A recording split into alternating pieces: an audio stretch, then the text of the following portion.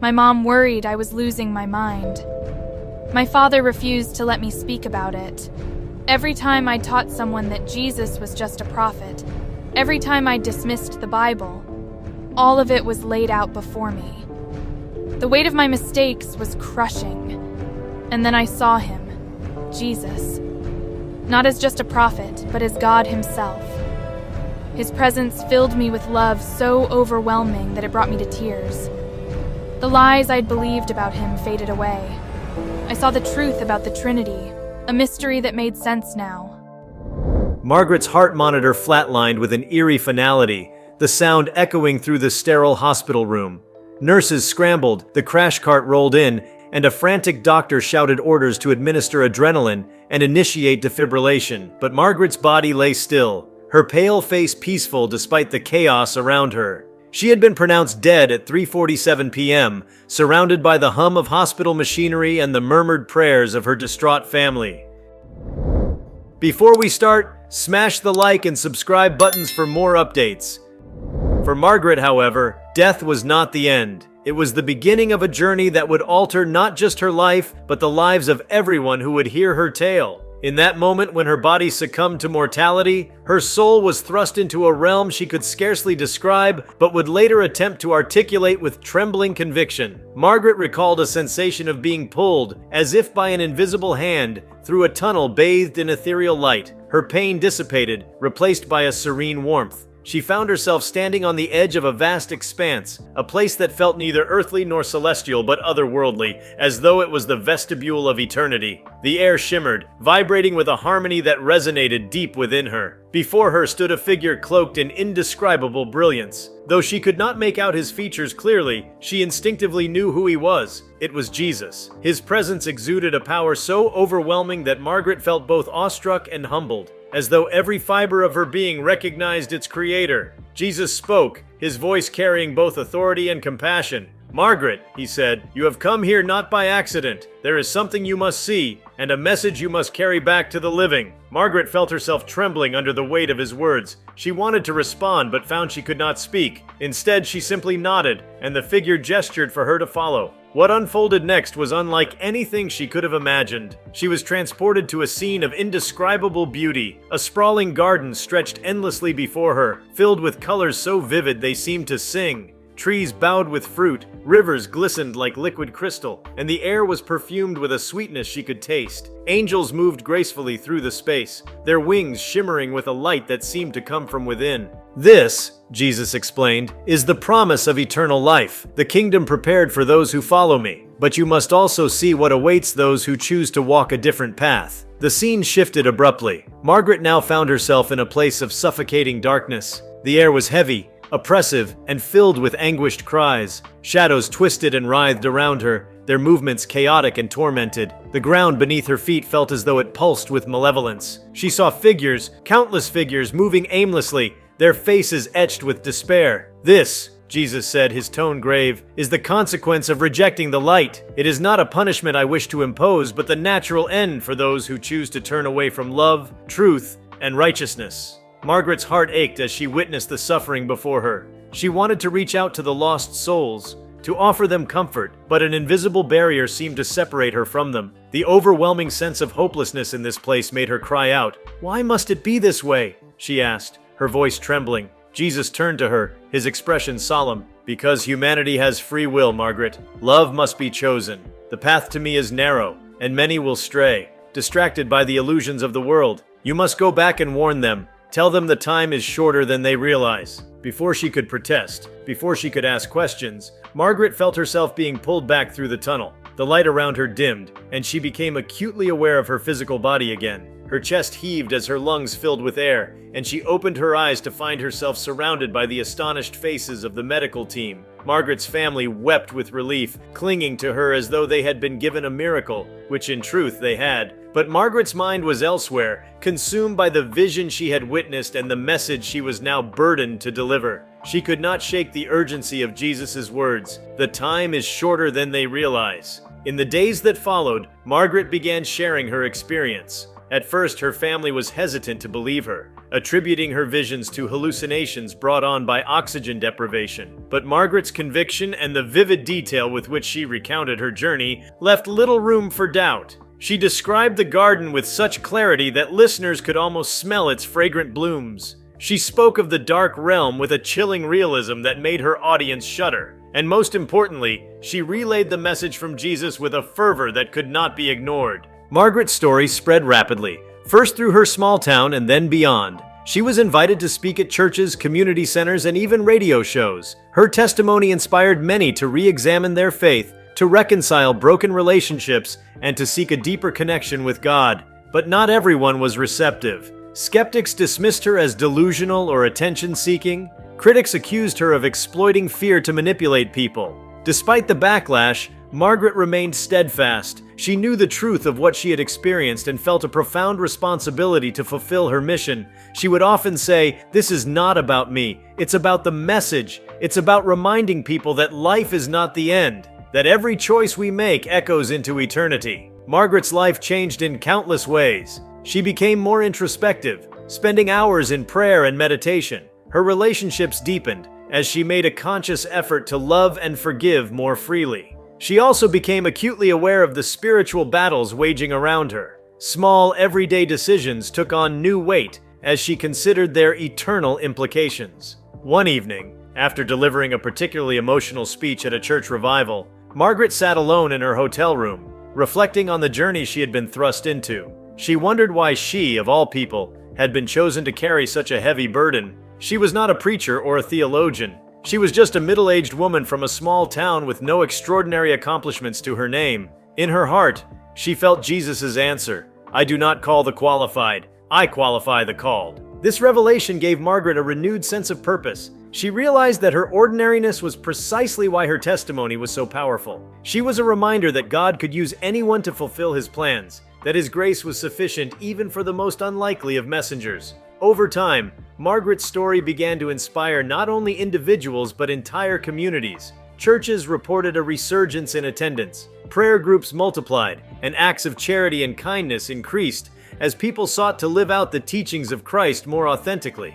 Margaret's message had ignited a spiritual awakening that rippled far beyond what she could have imagined. But Margaret also faced challenges. The more her story spread, the more it attracted scrutiny. Journalists probed into her past, looking for inconsistencies. Scientists debated the neurological and psychological explanations for her experience. Even some religious leaders questioned the authenticity of her vision, concerned that it deviated from traditional doctrine. Margaret met these challenges with grace, refusing to engage in arguments or defend herself aggressively. She would simply smile and say, "The truth speaks for itself. My job is to share it, not to convince anyone."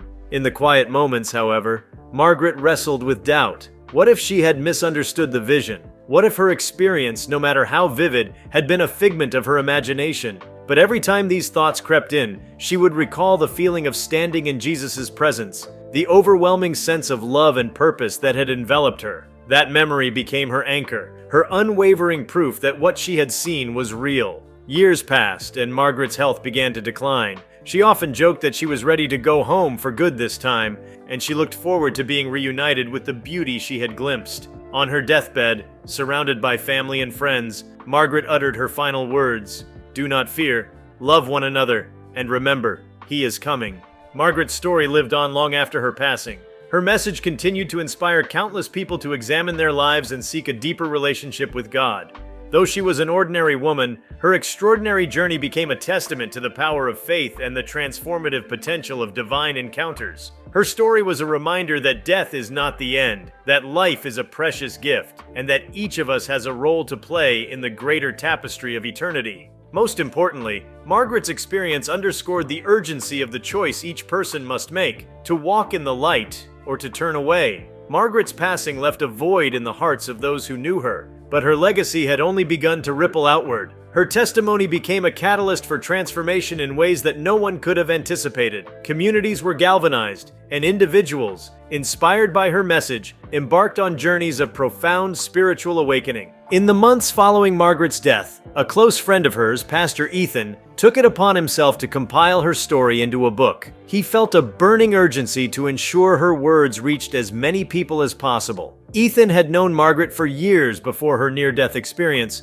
and he had seen the dramatic shift in her demeanor and priorities after her return. Her unwavering conviction had left an indelible mark on him. The book, titled The Messenger of the Light, was an instant phenomenon. Ethan's careful recounting of Margaret's visions, coupled with her words of warning and hope, resonated deeply with readers. The narrative wove together her humble beginnings, her remarkable journey to the other side, and her relentless mission to share the truth. Testimonials flooded in from readers who claimed the book had changed their lives. Some had recommitted themselves to their faith, while others, who had once been skeptics, found themselves questioning their previous assumptions about life, death, and eternity. Among these readers was a woman named Clara, a single mother who had been struggling with depression and a sense of purposelessness. Clara had stumbled upon The Messenger of the Light in a secondhand bookstore. She initially dismissed it as another sensationalized spiritual tale, but something compelled her to buy it. One night, feeling particularly lost, she began reading. By the time she closed the book in the early hours of the morning, she was weeping uncontrollably. Clara felt as though Margaret's words had been written specifically for her. The next day, Clara sought out a local church,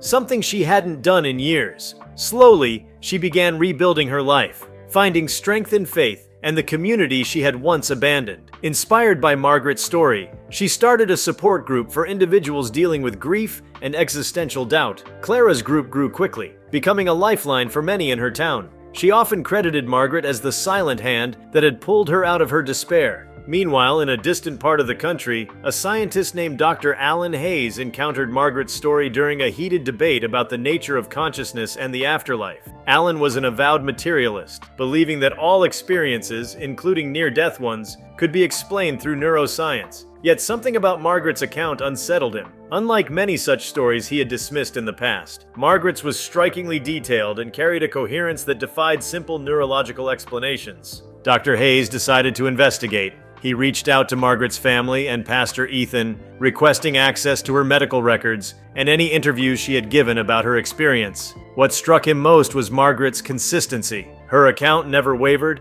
even under intense questioning. She described the same vivid details, the colors, the sounds, the presence of Jesus, with a clarity that felt almost tangible. Alan began to feel an inexplicable pull toward Margaret's story. Despite his professional skepticism, he started attending church services, curious to understand the faith that had transformed so many people. Over time, his intellectual pursuit became something deeper. Margaret's testimony, combined with the unwavering faith of those inspired by her, began to chip away at his rigid worldview. Eventually, Alan found himself kneeling in prayer, seeking the very answers he had once dismissed as superstition. As stories like Clara's and Dr. Hayes multiplied, a movement began to form around Margaret's message. People across the world from all walks of life started sharing how her vision had changed them. Social media became a hub for these testimonies, with hashtags like #Margaret'sMessage and #MessengerOfTheLight trending for weeks at a time. Videos of her speeches, recorded during her lifetime, were shared millions of times, accompanied by heartfelt captions about redemption and hope. However,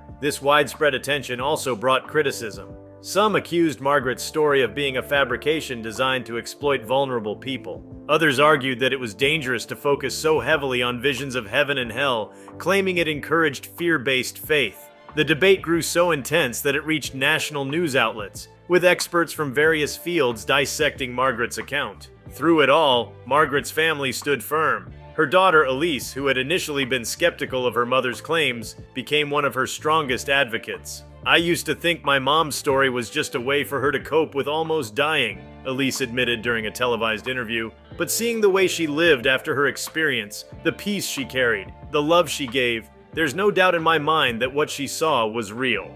Elise's public defense of her mother sparked another wave of interest. People were struck by her sincerity and the visible impact Margaret's experience had on her family. Donations poured in to fund translations of The Messenger of the Light into dozens of languages. Within a year, the book had reached every continent, inspiring revivals, community initiatives, and even policy changes as leaders sought to address the societal issues Margaret had highlighted in her talks. Among the most unexpected ripple effects was the creation of a global prayer network called Margaret's Light. This initiative connected people from around the world who were inspired by her message to pray for one another, for their communities, and for the world at large. It became a powerful force for unity, bridging cultural and denominational divides. Stories emerged of miraculous healings, restored relationships, and newfound purpose among those who participated. But the movement wasn't without challenges. Extremists attempted to co-opt Margaret's message for their own agendas, twisting her words to justify division and judgment. Her family and supporters worked tirelessly to counteract these distortions, emphasizing Margaret's core themes of love, choice, and the urgency of living authentically. As the years passed, Margaret's story evolved into a legend of sorts. Documentaries were made, some focusing on the spiritual aspects of her journey, others exploring the scientific questions it raised. Scholars wrote books analyzing her visions, comparing them to accounts from mystics and theologians throughout history. Her life became the subject of plays, films, and even a major motion picture that drew record audiences. One of the most poignant outcomes of Margaret's story was the reconciliation it fostered. Families estranged for decades reunited after reading her testimony. Rivals forgave one another. Communities plagued by division began to heal as people found common ground in the universal truths Margaret had shared. In a world often marked by cynicism and conflict, her story became a beacon of hope. Even as her message spread far and wide, there remained those who clung to skepticism. This perhaps was the most profound aspect of Margaret's legacy. She never claimed to have all the answers, nor did she demand that others believe her. She simply shared her truth, trusting that it would reach those who were ready to hear it. Decades after her passing, a statue of Margaret was erected in her hometown, depicting her with an outstretched hand, as though inviting others to follow the light. Inscribed at its base were her final words, "Do not fear. Love one another, and remember, He is coming." The site became a pilgrimage destination for many, a place where people gathered to reflect, pray, and find inspiration. Some left flowers or notes of gratitude, while others knelt silently, moved by the profound simplicity of her message. Margaret's impact continued to grow, transcending borders, beliefs, and generations. What had started as one woman's extraordinary journey to the afterlife had become a global movement rooted in hope, transformation, and the enduring power of faith. As the years turned into decades, Margaret's story evolved into a narrative that transcended its origins. What had begun as the testimony of a single woman became a symbol of something much larger, a collective yearning for meaning in a world that often seemed fractured and uncertain. Margaret's account was no longer just a personal story, it was a spark that had ignited countless lives. Her daughter, Elise, now well into her own later years, continued her mother's mission with quiet determination. Having inherited her mother's unwavering sense of purpose, Elise became a prominent figure in the movement that had grown around Margaret's message. While Margaret had been the visionary, Elise became the steward, ensuring that her mother's story remained a source of unity and inspiration rather than division or exploitation. Elise worked tirelessly to expand the reach of her mother's testimony, founding the Margaret Foundation, a global organization dedicated to spreading messages of love, redemption, and eternal hope. The foundation focused on practical initiatives inspired by Margaret's vision, building schools, funding hospitals, and supporting mental health programs. "If my mother's story teaches us anything," Elise often said, "it's that we are called to be stewards of love in this life. We don't have to wait for the next world to make a difference." The Foundation's most ambitious project was the creation of the Eternal Garden, a sprawling sanctuary inspired by Margaret's description of the heavenly garden she had glimpsed. Designed as a place for reflection, healing, and spiritual renewal, the garden became a pilgrimage site for people from all over the world. Its lush landscapes, flowing streams, and vibrant blossoms were modeled as closely as possible to Margaret's account, with plaques placed throughout the grounds bearing excerpts from her writings and speeches. One such plaque near the garden's entrance read, "In every breath there is a choice. To love, to forgive, to walk in the light. Let this place remind you of the beauty waiting for those who choose well." The Eternal Garden became more than a tourist attraction. It became a symbol of unity, drawing people from diverse backgrounds and faiths. It hosted interfaith dialogues, meditation retreats, and workshops on topics ranging from personal transformation to global peace building. At the heart of the garden was the Reflection Chapel, a serene structure that echoed Margaret's message with its simple yet profound design. Inside, a glowing mural depicted the tunnel of light she had described, leading toward an open door of radiant beauty. While the garden flourished, so too did the intellectual and spiritual discourse surrounding Margaret's experience. Universities began offering courses on near-death experiences and their implications for understanding consciousness and spirituality. Margaret's story was frequently cited in these discussions, not as definitive proof of the afterlife, but as a compelling account that challenged conventional paradigms. Dr. Alan Hayes, who had once been a skeptic, emerged as a leading voice in these academic debates. Having undergone his own transformation after encountering Margaret's story, he now worked to bridge the gap between science and spirituality. His research delved into the neurological aspects of near-death experiences while remaining open to their spiritual dimensions. Margaret's account, he often said, reminds us that science and faith are not adversaries but partners in the quest for truth. One of Dr. Hayes' most groundbreaking studies involved brain imaging of individuals who had experienced similar visions. His findings revealed patterns of activity that defied explanation, suggesting that these experiences might involve dimensions of consciousness beyond what current science could measure. While he was careful not to claim definitive answers, his work sparked renewed interest in the mysteries of the mind and spirit. Meanwhile, the grassroots movement inspired by Margaret's testimony continued to grow. In communities around the globe, people formed light circles, small gatherings where individuals shared their own experiences of faith, doubt, and transformation. These circles became safe spaces for vulnerability and connection, fostering a sense of belonging that transcended cultural and religious boundaries. In one such circle in India, a young man named Ravi shared his story. Having grown up in a strict household where questions about faith were discouraged, he had wrestled with doubt for most of his life. When he came across Margaret's story, he found himself moved not by the vision of heaven or the warnings about hell, but by her emphasis on choice and love. For Ravi, the idea that faith was not about blind adherence but a conscious decision to embrace light resonated deeply. Ravi's sharing inspired others in the circle, leading to a ripple effect of personal and communal growth. Members of the group began volunteering at local shelters,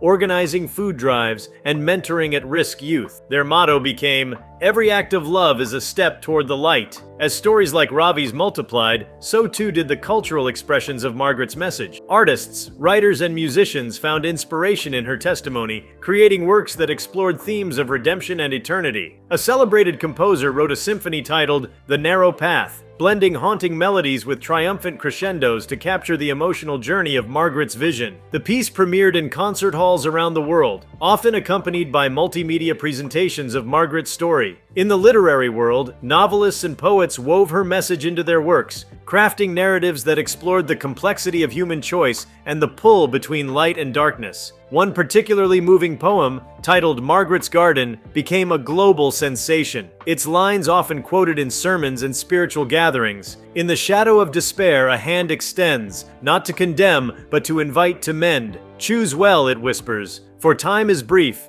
and love eternal will bring relief." Margaret's influence also began to shape public discourse in unexpected ways. Leaders in politics, business, and education drew from her message to advocate for policies rooted in compassion and accountability. Her story was cited in discussions on criminal justice reform, with proponents arguing that her emphasis on choice and redemption underscored the need for systems that balanced accountability with opportunities for transformation. Even in the face of these successes, challenges persisted. As the movement expanded, divisions occasionally arose over how best to interpret and apply Margaret's message. Some argued for a strict adherence to her vision, while others advocated for a broader, more inclusive approach. These debates, though sometimes heated, ultimately strengthened the movement by encouraging deeper reflection and dialogue. Through it all, Elise remained a guiding presence. In her later years, she often reflected on the unexpected journey her mother's experience had set in motion. "I used to think of my mom's vision as a single moment in time," she once said in a public address,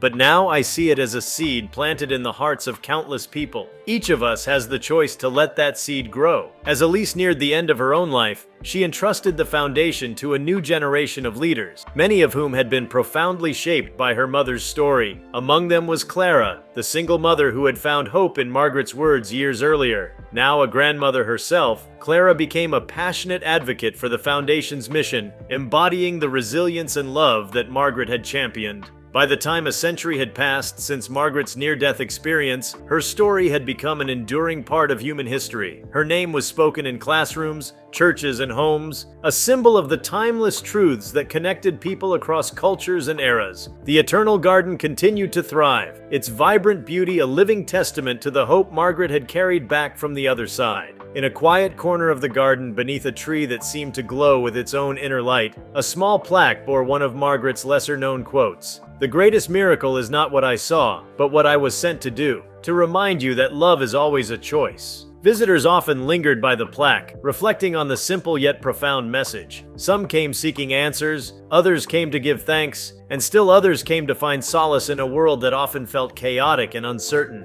Regardless of their reasons, they left the garden with a renewed sense of purpose, carrying Margaret's light into their own lives. And so, Margaret's story continued, not as a static tale confined to the past, but as a living, breathing testament to the power of choice, the beauty of redemption, and the enduring promise of eternity. Each person who encountered her message became part of its legacy, adding their own chapter to the unfolding narrative of hope and transformation. As the legacy of Margaret's message entered its second century, it became clear that her story was not bound by the era in which it began. The universal themes of choice, redemption, and the pursuit of light continued to resonate in ways that no one could have anticipated. Scholars, thinkers, and spiritual leaders across the globe began integrating her account into broader discussions about humanity's collective future, exploring how her vision could inspire not only personal transformation, but also societal progress. One of the most intriguing developments was the way Margaret's testimony began to shape interfaith dialogue. Religious leaders from Christianity, Islam, Hinduism, Buddhism, and other traditions found common ground in her emphasis on love, free will, and accountability.